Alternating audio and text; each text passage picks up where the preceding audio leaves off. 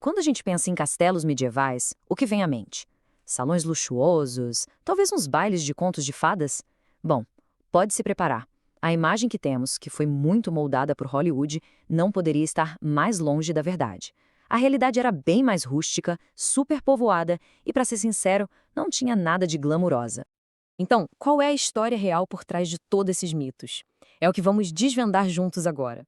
A fascinante e às vezes meio chocante realidade da vida cotidiana dentro daquelas muralhas de pedra. Essa imagem é forte, não é? Bailes, cavaleiros, é a versão que a gente conhece dos filmes. Mas o que esta análise vai mostrar é o mundo que existia por trás dessa fachada toda romântica, um mundo que era movido por necessidade, por muito trabalho duro e, no fim das contas, por pura sobrevivência. Ok, vamos começar com talvez o maior mito de todos, a ideia de que um castelo era um lugar confortável. A função principal de um castelo não era ser um lar, mas sim uma máquina de guerra e um centro de poder. E aqui o contraste é gritante. Sabe essa ideia de privacidade que a gente tem hoje? Simplesmente não existia. Pensem no castelo menos como uma casa e mais como um centro de atividades públicas, um quartel e um depósito todo junto. E a palavra aconchegante. Com certeza não era a palavra certa para descrever o lugar. E aqui, a realidade meio que bate forte. Imagina só, o frio constante vindo das paredes de pedra, a fumaça das lareiras abortas ardendo nos olhos do tempo todo. O chão era coberto de palha, misturada com resto de comida e outros dejetos. E o barulho? Um zumbido sem fim de gente, animais e trabalho. Com certeza não era um refúgio de paz e tranquilidade. E a comida, hein? Ah, os famosos banquetes medievais. Aquelas pernas de peru gigantes, mesas que não acabam mais.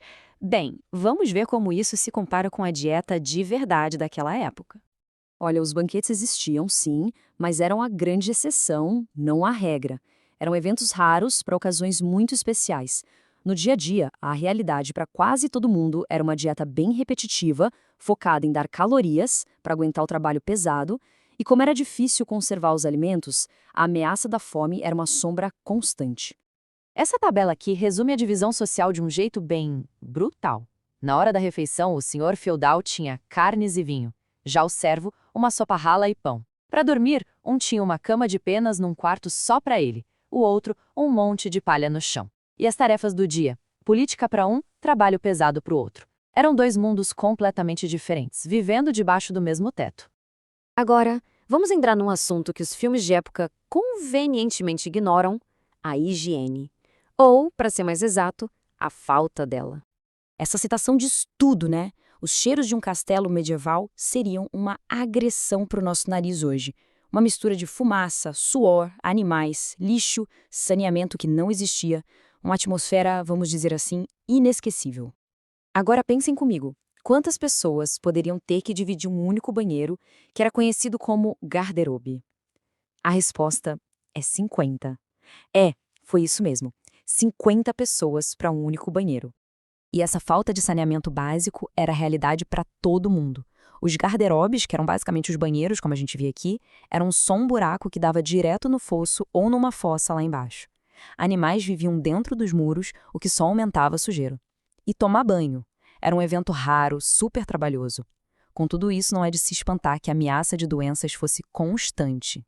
Então, depois de desmontar todos esses mitos, a gente chega ao ponto principal. Afinal de contas, qual era o verdadeiro propósito de um castelo?